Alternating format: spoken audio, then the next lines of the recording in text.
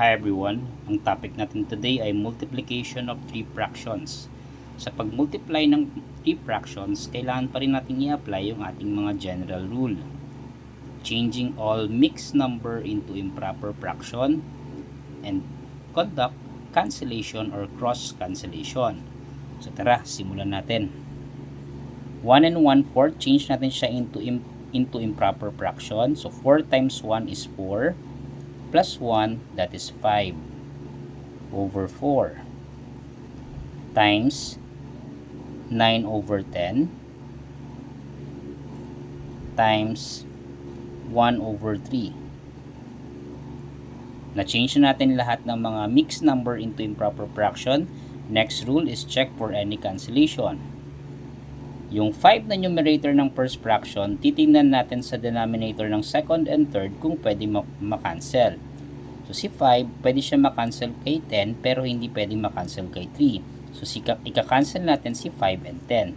Si 5 magiging 1 kasi divisible sila by 5 at si 10. Si 10 naman magiging 2. Next, si 4 na denominator ng first fraction, check kung makakancel siya sa numerator ng second and third. So, hindi makakancel si 4 and 9, hindi rin makakancel si 4 and 1. Tingin naman tayo sa second fraction. Si 9, check mo kung makakancel siya sa denominator ng third fraction. So, pwede. Pareho silang divisible by 9. By 3. So, di-divide natin si 9 by 3, magiging 3. At i-divide natin si 3 by 3, magiging 1. So, kapag natapos mo na yung cancellation, i-multiply mo na lahat ng numerator at lahat ng denominator. So, 1 times 3 is 3 times 1 is 3 over 4 times 2 is 8 times 1 is also 8. Ang final answer natin lagi sa multiplication ay hindi na ma-reduce kasi nga nag-cross cancellation tayo. Now, let's try number 2. Change muna natin lahat sa improper fraction, lahat ng mixed number. 13 times 3 is 39.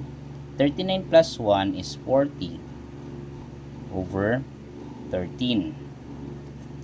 5 times 4 or 4 times 5 is 20 plus 1 is 21.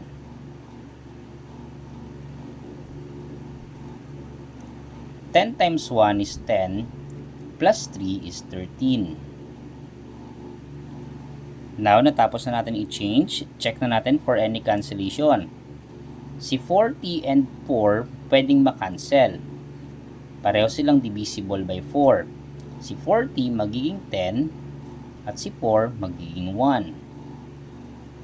Pero si 10 dito, pwede pa ulit makancel sa denominator ng third fraction.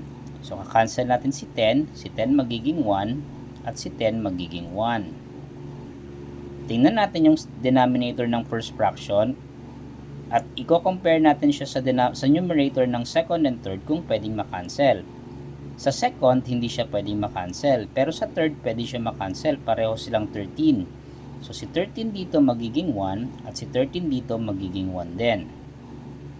Now, since wala na tayong pwedeng i-cancel, i-multiply na natin lahat ng numerator at lahat ng denominator. 1 times 21 is 21 times 1 is equal to 21 over 1 times 1 is 1 times 1 is also 1, and that would be equal to 21.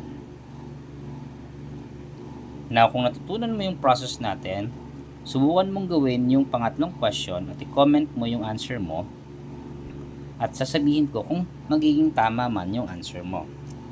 Salamat sa panonood.